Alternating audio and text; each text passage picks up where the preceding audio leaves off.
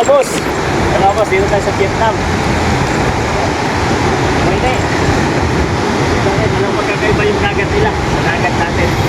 Pero yung mga blood control nila mga boss, ano? Mga boss. Yan. Sana ganyan din yung blood control natin sa Pilipinas. Mga boss lang. Ibay. Boss, yung kasunod namin ay dito pa lang. Nangamoy dagat na. Fishing village. Fishing village ba? Simoy ng dagat na yung naamoy mo. Yan, tulay.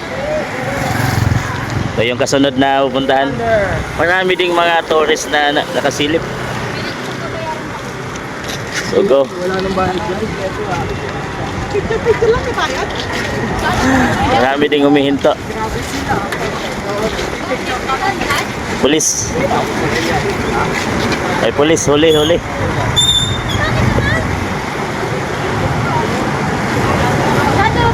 Pwede pa lang bumaba. Restaurant and coffee. Ha?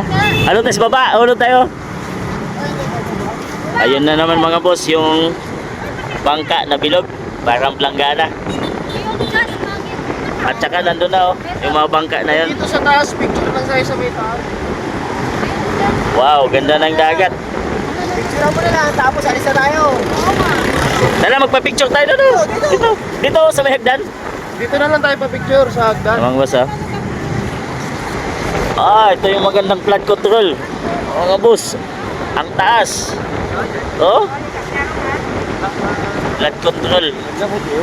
Tingnan natin yung flood control ng Vietnam mga boss. Compare natin sa flood control ng Pilipinas. Yan o.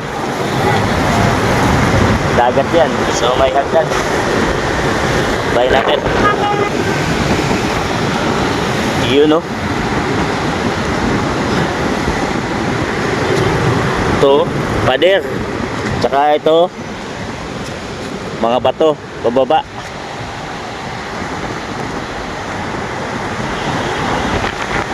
Ito. Ayan.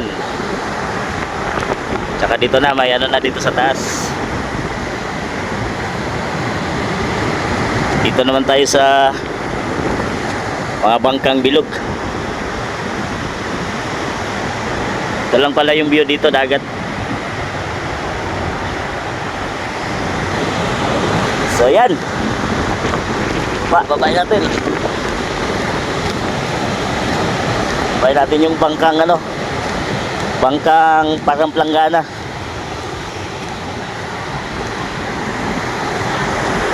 Yung mga boss oh, yung flood control ng Vietnam. Gano'ng kasulit. Mula dyan sa baybayin. Ito. Yan may hagdan. Tibay din kung titingnan mo. Siguro naman kung lumaki yung alon, hindi naabot dito. Ganun kataas. Ay nakita kong parang palengke doon. Gilid ng dagat. Yan, mga kasama ko nandun na. Drop by lang kami dito. Tapos yun, kaya tayo. Hindi tayo picture. Picture. Yung mga boss, matibay din yung flood control. Ayos din. Okay na rin. Oh. Bato. Doon sila stas. Oh, let's go. Dagat.